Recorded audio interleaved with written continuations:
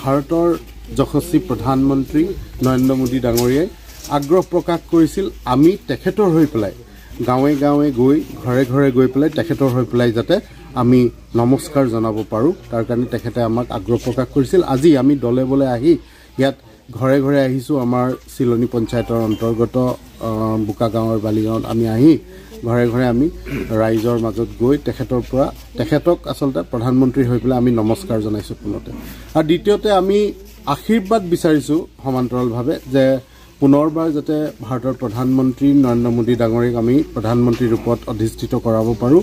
আৰু আমাৰ যিহেতু মনোনীত প্ৰাৰ্থী তেজপুৰ লোকসভা সমষ্টিৰ ৰঞ্জিত দত্ত ডাঙৰীয়া তেখেতক যাতে আমি অভিলেখ সংখ্যক ভোটত আমি আগুৱাই লৈ যাব পাৰোঁ তাৰ কাৰণে আমি এই কাৰ্যসূচী গ্ৰহণ কৰিছোঁ। আমি ঘৰে ঘৰে বিজেপিৰ যি এটা আমি লক্ষ্য লৈ পেলাই আহিছোঁ আৰু ঘৰে ঘৰে ভাৰতীয় জনতা পাৰ্টিৰ পতাকাখন আমি লগাই পেলাই আশীৰ্বাদ বিচাৰিছোঁ ৰাইজৰ পৰা যে আপোনালোকে আমাক যথেষ্ট মৰম আৰু আশীৰ্বাদ পূৰ্বতে প্ৰদান কৰিছে।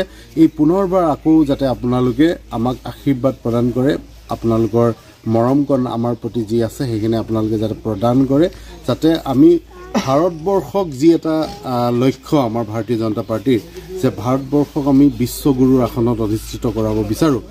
আমি যাতে পুনৰবাৰ ভাৰতৰ প্ৰধানমন্ত্ৰী নৰেন্দ্ৰ মোদী ডাঙৰীয়াক পাই পেলাই আমি সেই লক্ষ্যত যাতে উপনীত হ'ব পাৰোঁ আৰু ভাৰত ৰাষ্ট্ৰৰ কাৰণে বা ভাৰতক বিশ্বগুৰু বনোৱাৰ যি আমাৰ সকলোৰে এটা ইচ্ছা আছে সেই ইচ্ছাত যাতে আমি সাফল্যমণ্ডিত হওঁ তাৰে লক্ষ্যৰে আমি সমগ্ৰ গাঁৱে গাঁৱে আচলতে আমাৰ ভাৰতীয় জনতা পাৰ্টিৰ প্ৰতিজন কাৰ্যকৰ্তাই আমি এনেধৰণে ঘৰে ঘৰে যাত্ৰা কৰিছোঁ।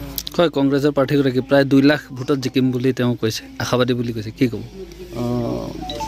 আমি বিশেষ ক'বলৈ নাযাওঁ। আমি এটা কথা, আজি আপুনি যদি এই গাঁওখনে আমি য'ত য'ত গ'লোঁ আপুনি যদি এবাৰ ঘূৰি দিলে গাঁওখনত আপুনি গম পাব যে প্ৰতি ঘৰ মানুহৰ ঘৰত ভাৰতীয় জনতা পাৰ্টিৰ পতাকাখন লাগি আছে।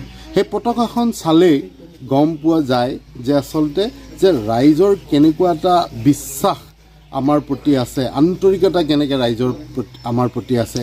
যদি আপুনি তেনেকুৱা ক'ৰবাত আমাক দেখাই দিব পাৰে যে গাঁৱে গাঁৱে অকল বোলে কংগ্ৰেছৰ পতাকা তেতিয়াহ'লে আমি সেইটো মানি ল'ম। কিন্তু আমি আচলতে বিৰোধীক সমালোচনা কৰিবলৈ বিচৰা নাই, কাৰণ বিৰোধী বুলিবলৈ নায়েই। আমি আজি ৰাজনীতি কৰি আছোঁ, উন্নয়নৰ ৰাজনীতি। আমি আজি ভাৰতক বিশ্বগুৰুৰ আসনত অধিষ্ঠিত কৰাৰ বাবে আমি পুনৰবাৰ ভাৰতৰ প্ৰধানমন্ত্ৰীক আমি বিচাৰিছোঁ। আমি সেই বিৰোধী কোন আছে সেইবোৰলৈ চোৱা নাই। আমি জানো আমাৰ জয়যাত্ৰ অক্ষুণ্ণ আছে আৰু আমি নিশ্চিতভাৱে আমাৰ ভাৰতীয় জনতা পাৰ্টিৰ যি প্ৰাৰ্থী ইয়াত আছে তেখেতে বিপুল ভোটত জিকিব। অভিলেখ সংখ্যক ভোটত আমি তেজপুৰ লোকসভা সমষ্টিৰ পৰা জিকাই পেলাই তেখেতক আমি আগুৱাই লৈ যাম। আমাৰ লক্ষ্য হৈছে ভাৰত ৰাষ্ট্ৰৰ কথা আমি চিন্তা কৰিছোঁ। আমি ভাৰতক বিশ্বগুৰুৰ আসনত অধিষ্ঠিত কৰাৰ কথাহে আমি চিন্তা কৰিছোঁ। আমি ইয়াত বিৰোধী কোন আছে সেই লৈ পেলাই আমি গুণাগাথা কৰিবৰ কাৰণে অহা নাই। আৰু আমি এই নিৰ্বাচনত আমি বিৰোধীক সমালোচনাও কৰিবলৈ নাই, কাৰণ আমি যি উন্নয়ন কৰিছোঁ, আমাৰ যি আন্তঃগাঁথনি আমি উন্নয়ন কৰিছোঁ অসমৰ, সেই উন্নয়নৰ ধাৰা আমি অব্যাহত ৰাখিছোঁ। আৰু এই উন্নয়নৰ স্বাৰ্থত ৰাইজে আমাক আঁকোৱালি লৈছে, আমাৰ ওপৰত ৰাইজৰ অগাধ বিশ্বাস আছে।